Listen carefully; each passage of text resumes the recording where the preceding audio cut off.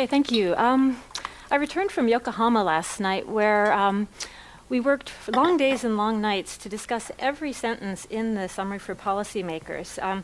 We discussed, we debated, and we refined these sentences so that we could come out with clear and bold messages that could be both relevant for decisions and also inform decisions. What I want to talk about is what we can do about climate change.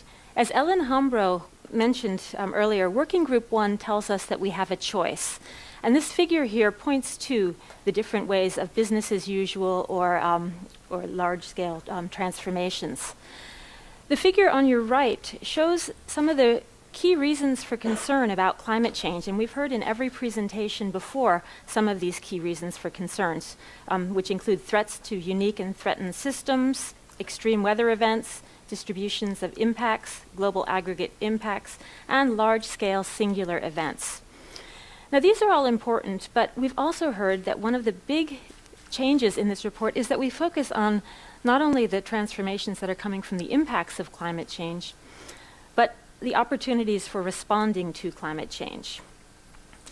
We introduce a number of terms here, including adaptation, which you just heard about, which is the process of adjustment to actual or expected climate change and its effects. We talk about transformation, which is a change in fundamental attributes of natural and human systems.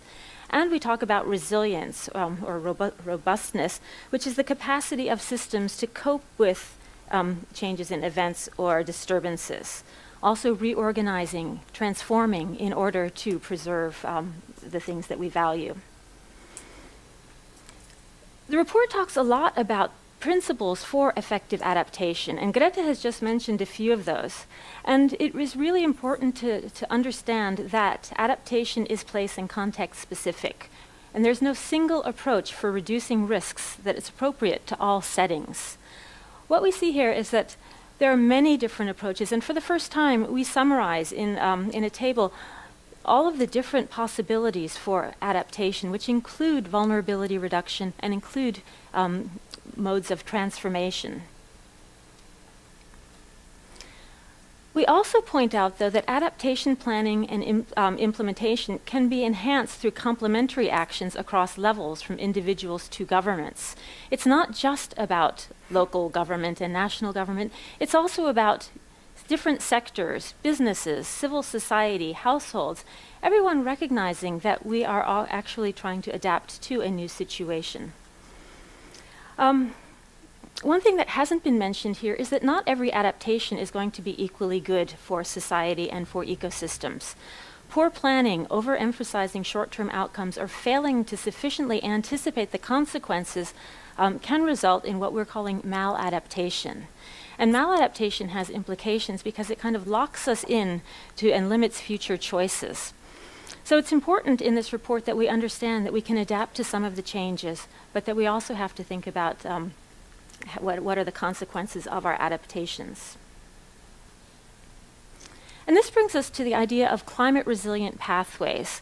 And we think of these as sustainable development trajectories that are not just about adaptation, but they also combine mitigation and different development pathways. These include iterative processes that ensure that we can do effective risk management over time. So it's about making choices, making new choices, always thinking about what the implications are and whether we're actually on the right pathway. And the prospects for climate resilient pathways are fundamentally related to what the world accomplishes with climate change mitigation. In other words, adaptation includes not just adapting to the impacts, but also adapting to the idea that we are changing the climate and mitigating those effects. And the report emphasizes over and over and over again that delaying mitigation actions may reduce options for climate resilient pathways in the future. And I think that's one of the key messages we're getting here now, is that the time for actions are today. We have included this figure, which Asun showed briefly in her presentation, about the opportunity space for responding to climate change. This figure was done in collaboration with Grid Arendal, and it's a really nice way of showing that we have multiple stressors, including climate change, that are interacting with social stressors. And these are the red and the yellow areas that are pushing against this resilience space, or the green area. And what we see is that we have opportunities for decisions all along the way that will lead us towards higher resilience and lower risk, as you see in the far right, or they could lead us to low resilience and high risk. And so we see that there is an iterative process here to get towards climate resilient pathways. And what strikes me about this figure is that there's lots of people involved here. It's not just big decision makers or one or two people, but it is a collective decisions that we each have to make along the way to move towards climate resilient pathways. One of the last points that we make in the summary for policymakers is about how we actually get to these climate resilient pathways. And for this, we recognize that transformations in economic, social, technological, and political decisions and actions are what can enable climate resilient pathways. And again, in Table 1, we talk about different spheres and different opportunities for these transformations to occur.